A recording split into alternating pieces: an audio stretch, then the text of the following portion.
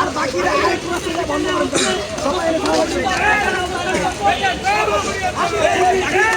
ভাই অধিকার বন্ধ করে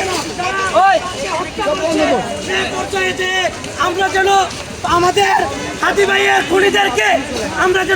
ভাইয়ের খুনিদেরকে সুষ্ঠুভাবে বিচার সম্পন্ন করে ফাঁসির মঞ্চে উঠাতে পারি সে পর্যন্ত আমরা ঢাকা শাহবাগে অবস্থান করবো।